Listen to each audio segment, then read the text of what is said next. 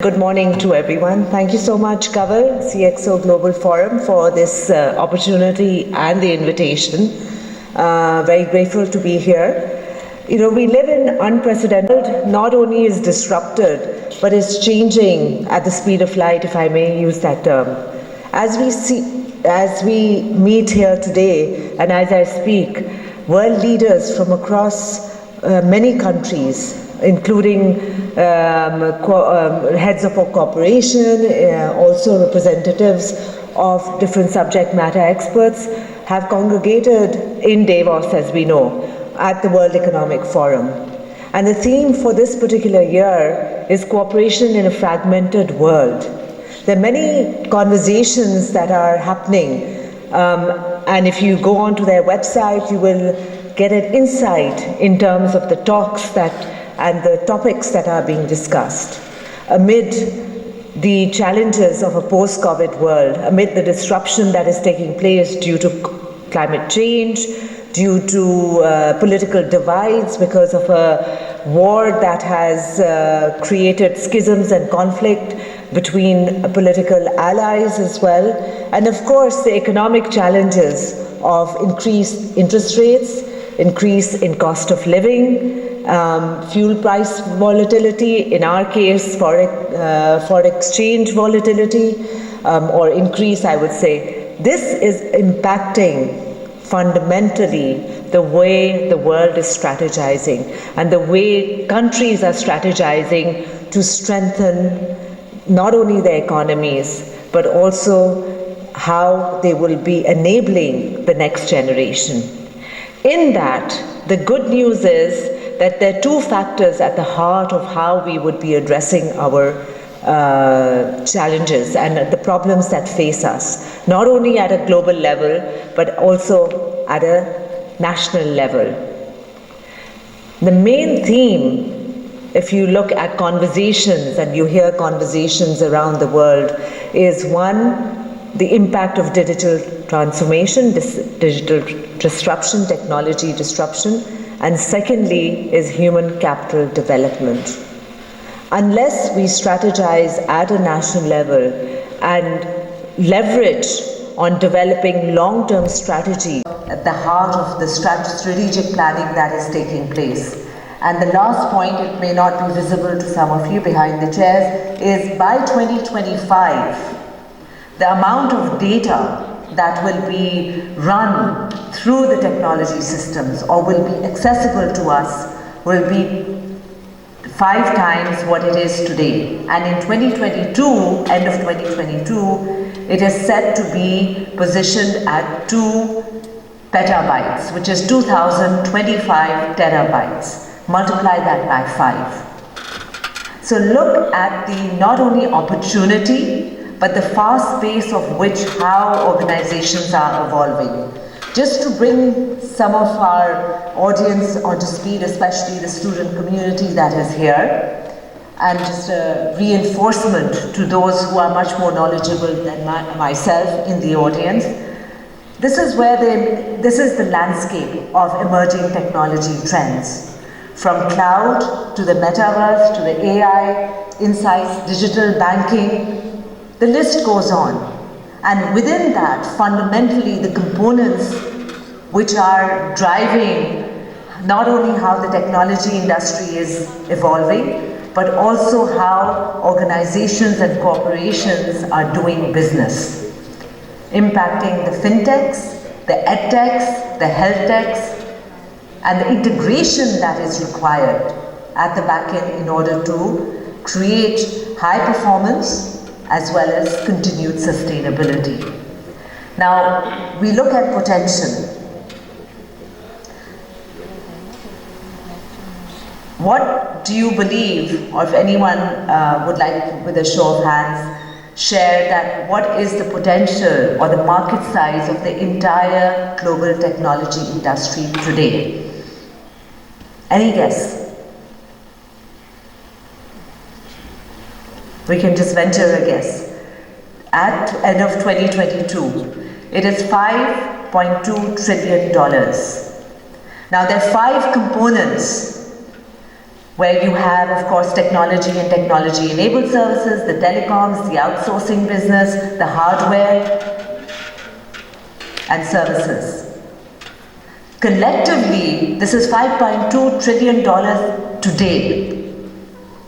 And if you look at the various components, if we take out telecom services and telecom-enabled services, that drops to $2.5 trillion. Within that, if we look and further bifurcate the numbers in terms of cloud computing, there's a 40% compounded average growth rate year to year.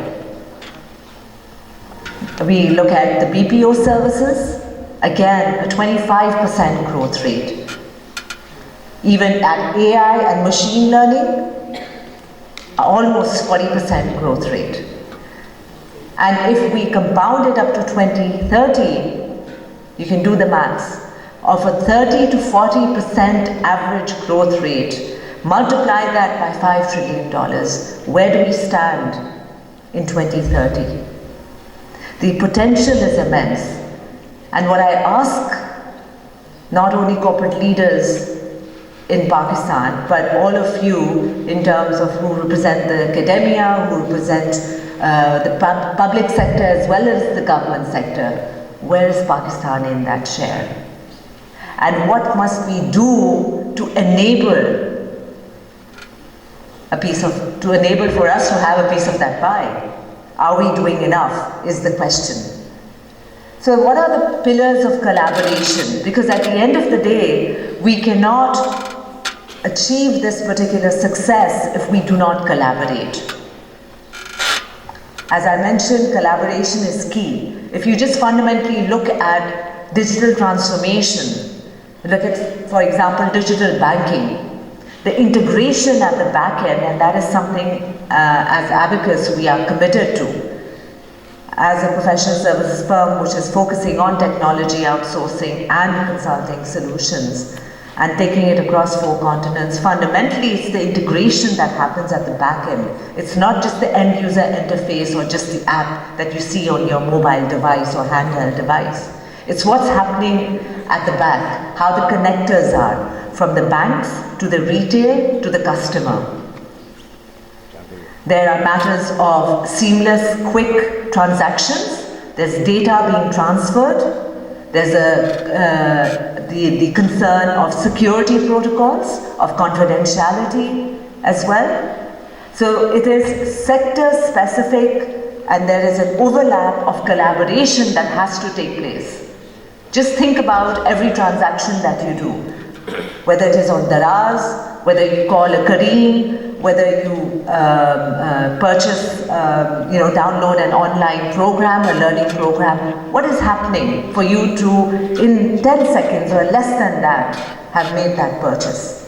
What are the connectors? Look at the sectors that have to work together. So we talk about sustainable transformation of industries, strategic development of new technology, so focus on innovating and what is next, what is relevant. Those companies that do not innovate do not remain relevant.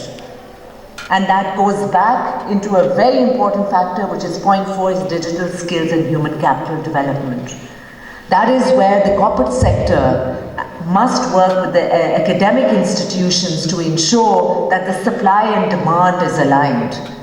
The supply of good human capital skill set, which will enable the growth that is the potential, the growth potential, that to realize that growth potential. The skill set has to be relevant and more futuristic. We talk about trust, security and protection. That is one of the key governance aspects that organizations are talking about, not only at the boardroom level, but definitely at the CXO level. And then of course, cross-border trade and cooperation. Countries are also dependent. It's not just an advent of globalization, it is also a concept of how do we protect our own trade, how do we protect our own economy. And we are reliant on other economies, whether it's import or export based, or certain leveraging of knowledge that has to be transferred. So the 3 opportunities that are which will impact this collaboration is the transformation of businesses, the empowerment of stakeholders, and then the changing of ecosystems. If strategically we are to align these particular components and collaborate according to these 6 pillars, that is where we can make a difference. So the next step I will go, what can we do? And it is no longer just about what we can do, it's also about connecting it to how are we going to make it happen. At the national level, there are many conversations. The good news is the government is committed. I must applaud the fact that they have deemed 2023 as the year of technology. That's a great start. There is significant focus and strategic priorities that have been set at the state bank level, at the regulatory body levels, as well as the technology industry, MOIT, where they're focusing on having conversation on strengthening and enabling the tech environment. Of course, much more needs to be done, but it is a good place to start. So one is, of course, a comprehensive and national dialogue and an aligned vision, which I'm hoping that there will be a roadmap which will be shared, so we can focus and all contributors in the ecosystem can work on a common goal and a shared goal. The second is working together in partnership. Partnerships are extremely important, but fundamentally partnerships require trust and a clarity of what it would benefit both parties. This mission or vision of technology transformation cannot be realized unless the public and the private sectors work together in tandem. The third is an investment gap analysis, which needs to be long-term. Unfortunately, because of the challenges that are facing the globe, there is talk of a global recession, supply and demand, supply value chain concerns as well. There are multiple issues that face the global economy as well as the Pakistani economy. There are political instabilities which also impact long-term thinking. But at the heart of it, if we are to prioritize, we must as a nation shift to a long-term viewing. Otherwise, we are not creating a better future for the next generation. And the last is the digital skill mapping. So these 4 priorities go hand in hand, and one is awaiting the roadmap that will align these particular priorities to how we would emerge as a tech player, perhaps by 2030, if not beyond. So what can CXOs do? 4 aspects: leadership, the focus, transforming organizations, and then the shift in experience. Of course, the leadership is how are we driving change? What is the messaging that we're sending to our people within our organization? What is the focus that we're maintaining?